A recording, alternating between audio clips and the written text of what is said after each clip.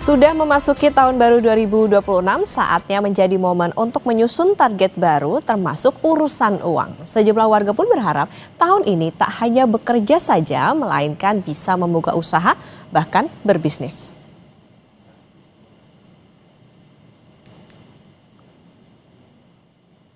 Di tengah kondisi ekonomi yang dinamis, membuat resolusi keuangan lebih relevan. Bisa dimulai dari hal paling dasar, seperti menetapkan tujuan keuangan yang spesifik, hingga menjalankan kebiasaan kecil yang konsisten.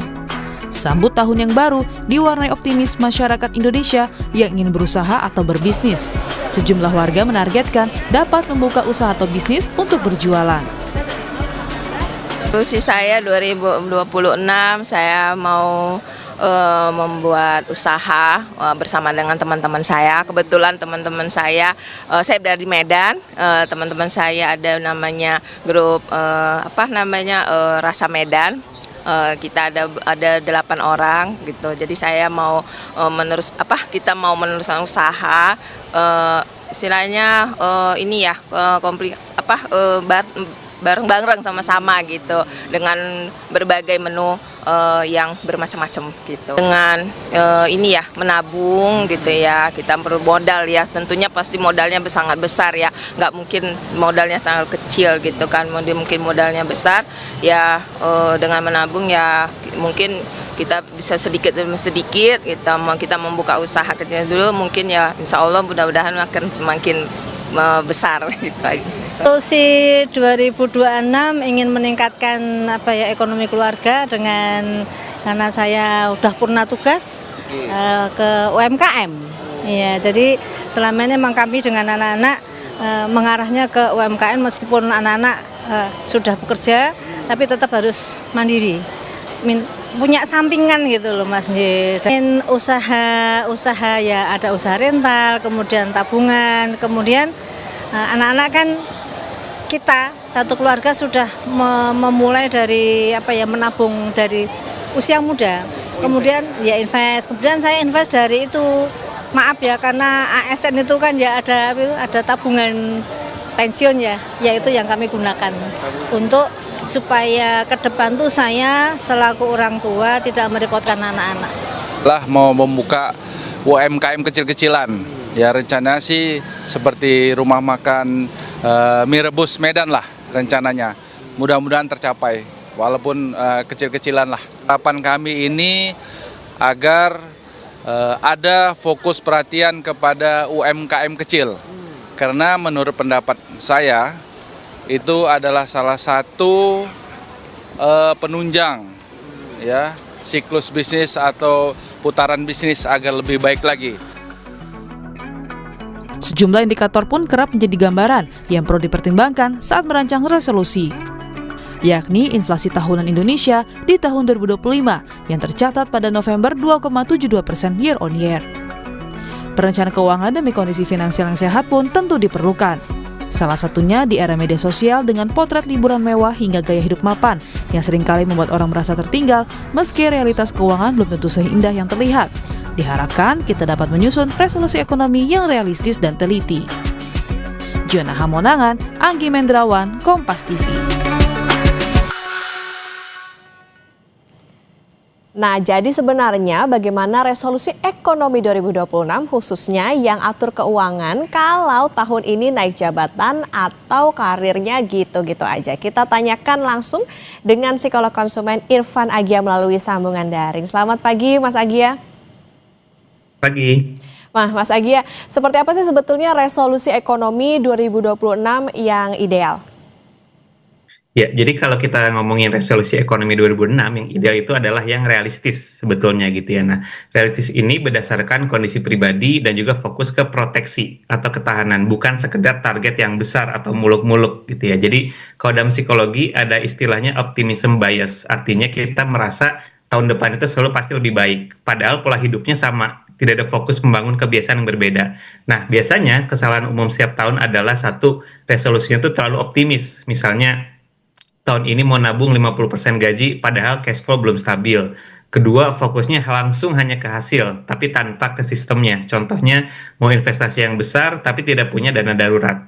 Nah, contoh resolusi yang lebih sehat atau realistis adalah misalnya di 2026 saya fokus menstabilkan cash flow, membangun dana darurat 6 bulan, dan konsisten menabung 10% setiap bulan. Nah, ini terdengarnya simple ya gitu, tidak muluk-muluk gitu, tapi ini akan jauh lebih sustain.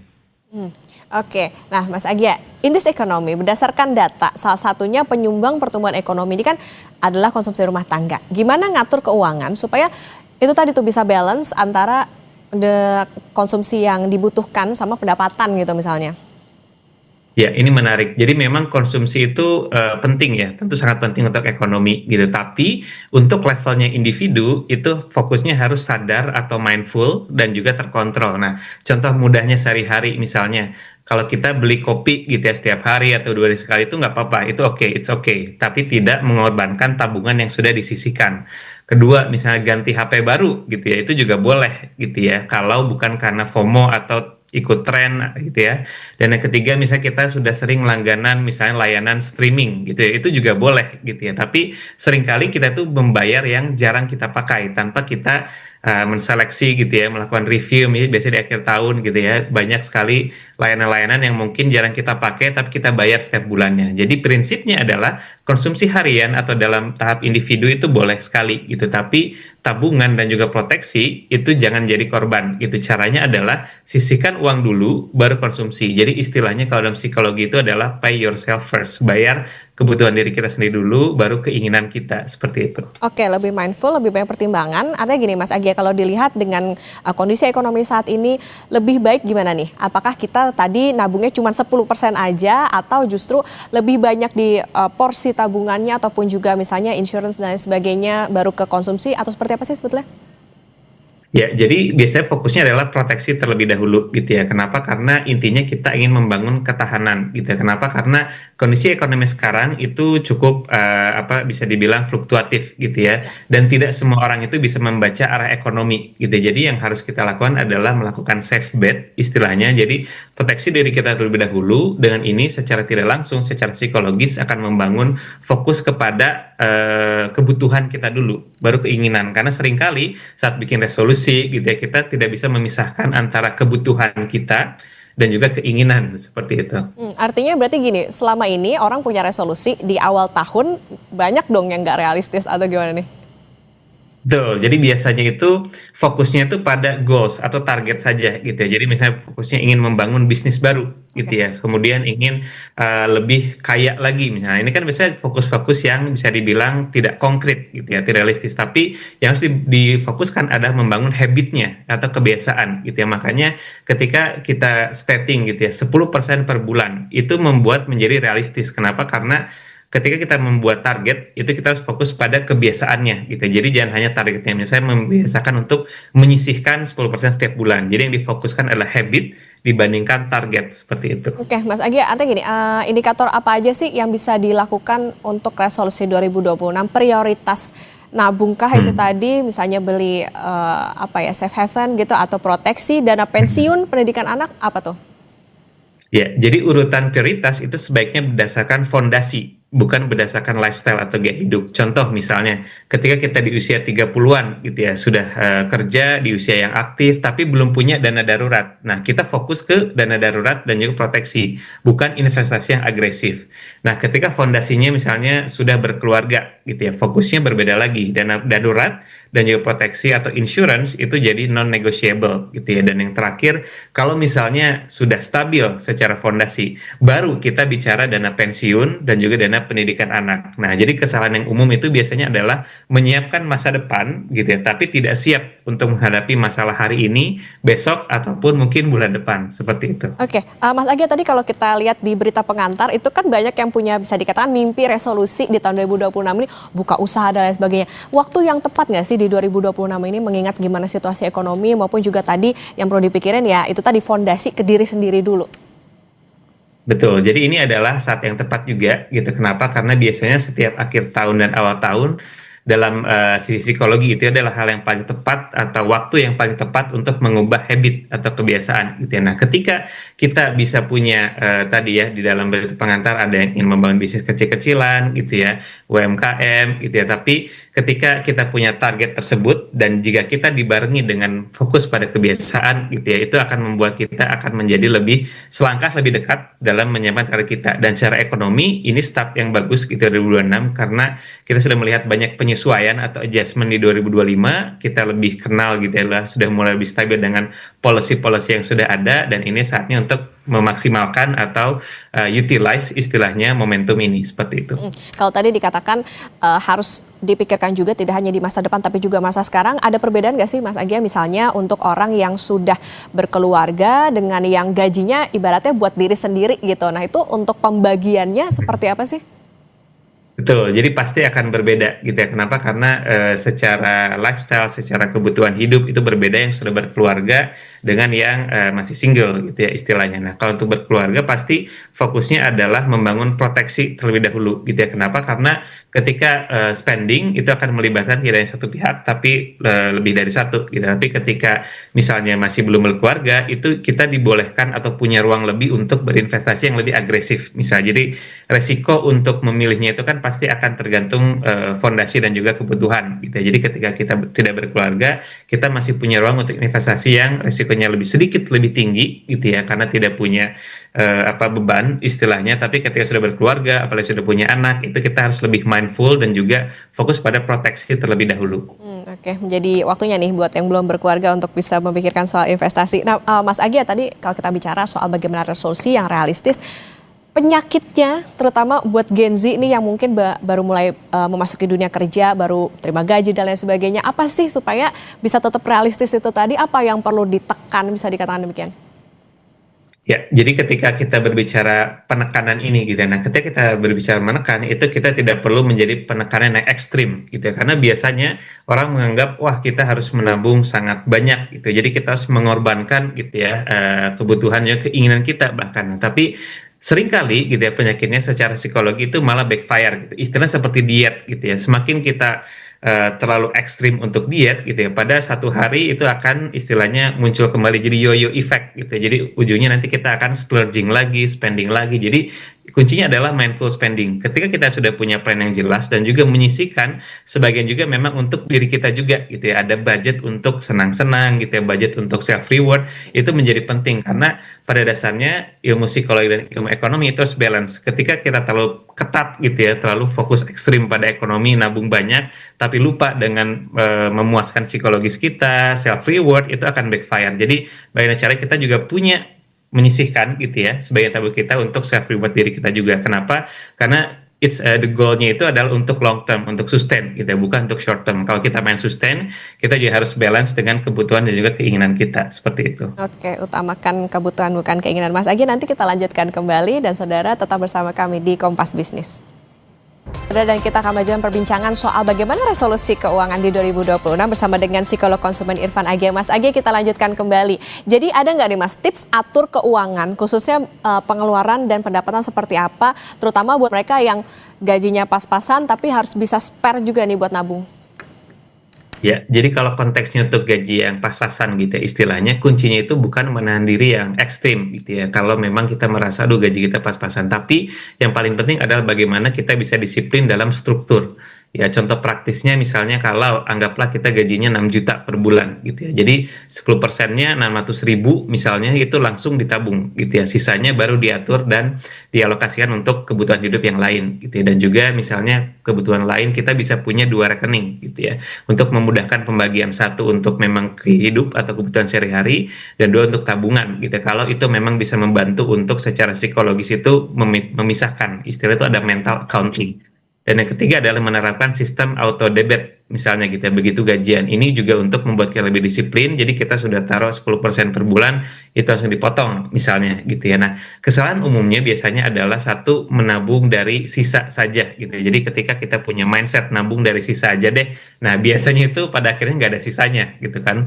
Kalau tidak dipaksa istilahnya untuk dipisahkan. Yang kedua, tidak tahu pengeluaran-pengeluaran yang kecil atau yang bocor. Misalnya contoh, kadang kita jajan-jajan gitu ya, atau langganan-langganan di streaming yang sebenarnya kita tidak butuhkan gitu. Yang ketiga, menunggu gaji naik baru nabung. Nah, ini juga kesalahan umum gitu. Jadi kita merasa gaji pas-pasan baru bisa menabung, itu merasanya setelah gaji naik. Kita nunggu gaji naik, padahal itu adalah satu hal yang belum tentu bisa kita kontrol gitu. Jadi padahal kebiasaan kecil, bangun kebiasaan kecil yang tadi small habit itu lebih penting daripada menunggu gaji yang besar seperti itu. Oke, itu tadi yang gajinya pas-pasan. Gimana kalau, oke, ini agak sedih sih, udah pas-pasan, sandwich generation. Ada nggak tipsnya, Mas Agia?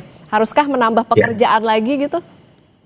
Tuh, jadi itu memang satu hal yang umum terjadi gitu ya, apalagi kalau di Indonesia memang secara kultur kolektif kita kan sangat kulturnya kolektivisme, di mana kita juga terkadang harus atas bawah tengah gitu ya, istilahnya kayak membantu orang tua gitu ya, kebutuhan keluarga di tengah diri sendiri dan juga anak. Jadi memang ini adalah satu kondisi ekonomi yang mau tidak mau harus dihadapi, karena ini bersifatnya struktural juga ya istilahnya gitu. Jadi salah satu caranya adalah memang bagaimana kita bisa mendapatkan stream income yang lain gitu ya, atau tadi side hustle istilahnya gitu. Mungkin di berita pengantar juga sempat ada dibahas juga untuk buka kecil-kecilan gitu, atau juga bisa untuk opsi misalnya investasi istilahnya, mencoba untuk yang resiko-resikonya rendah seperti reksadana misalnya gitu. Kita juga bisa memperkaya diri secara skill juga gitu, karena itu adalah satu aspek yang intangible istilahnya, tapi kita bisa utilize. Contohnya sering baca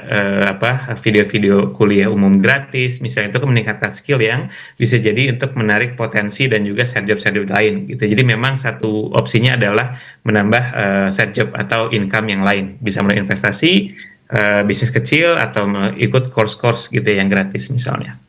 Oke. Nah, Mas Agia, ada nggak perbedaan cara atur keuangan, terutama buat mereka misalnya yang baru naik jabatan, mungkin aja jadi kaget tiba-tiba punya gaji yang lebih tinggi, dan juga dengan mereka yang karirnya mandek, ini gimana, Mas? Ya, jadi kalau dalam psikologi itu ada istilahnya windfall money gitu ya, di mana itu adalah tadi contoh kasus pertama adalah yang naik jabatan misalnya, kemudian tiba-tiba dapat gaji yang jauh lebih tinggi gitu ya. Biasanya salah satu resikonya adalah kita jadi merasa ketika gaji naik itu gaya hidup kita juga naik gitu. Jadi ada istilah seperti itu, dan juga apalagi kita melihat role model gitu ya, atau melihat orang-orang lain yang di status ekonomi tertentu dan spendingnya seperti itu gitu ya, kemudian lifestyle juga berubah gitu, padahal ini adalah satu hal yang berbeda gitu ya. Jadi ketika kita punya gaji yang naik, jabatan naik, bukan berarti lifestyle kita juga harus naik atau berubah gitu ya. Justru yang ini adalah satu momentum di mana kita justru bisa meningkatkan proteksi kita terlebih dahulu. Jadi fokus kembali lagi pada proteksi gitu ya. Spending senang-senang boleh, spending keinginan boleh, tapi yang paling penting adalah menuntaskan PR kita dulu atau homework istilahnya. Jadi ada hitungannya, ketika kita punya misalnya dana darurat minimal itu untuk hidup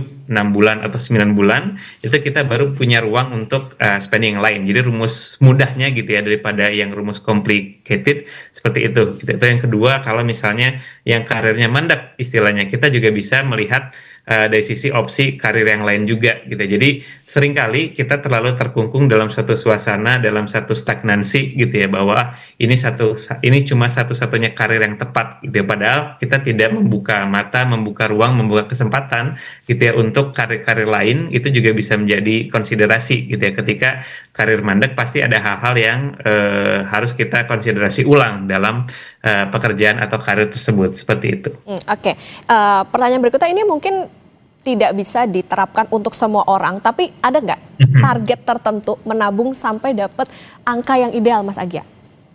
Ya, betul sekali Putri. Jadi bahwa nggak ada misalnya satu angka gitu ya, atau satu patokan yang bisa disamaratakan untuk semua orang gitu ya, tapi bisa jadi ada magic number istilahnya, atau benchmark atau standar. Jadi secara ideal itu kita bisa menyisihkan atau menabung itu 10-20% dari penghasilan, dan terutama pasti penghasilan setiap orang juga berbeda-beda gitu ya. Tapi ketika kita bisa mulai kecil 10-20% itu akan lebih baik. Nah, kalau memang dirasa berat, kembali lagi pasti berbeda ya setiap penghasilan setiap orang, itu bisa mulai dari 5% dulu. Kenapa? Karena intinya yang kita bangun itu adalah bukan nominalnya dulu, tapi habitnya dulu, kebiasaan. Ini yang sebetulnya yang menjadi sangat mahal. Ketika kita bisa merubah lifestyle, disiplin diri, punya habit, kebiasaan menabung yang bagus, itu jauh lebih tidak ternilai dibandingkan kita ingin shortcut punya langsung investasi atau tabungan yang banyak. Mulai dari 5% dulu.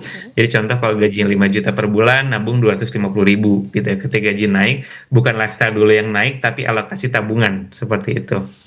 Oke, ini yang tadi penting adalah kalau membangun atau punya resolusi harus realistis. Tadi yang jadi catatan adalah stabil dulu cash flow-nya, bisa menabung 10-20%, membangun habit dan juga harus bisa memperhatikan bagaimana investasi dan juga proteksi. Jadi jangan mendahulukan bagaimana gaya hidup ataupun keinginan semata. Terima kasih psikolog konsumen Mas Irfan Agis sudah bersama di Kompas Bisnis. Sehat selalu. Terima kasih, sehat selalu.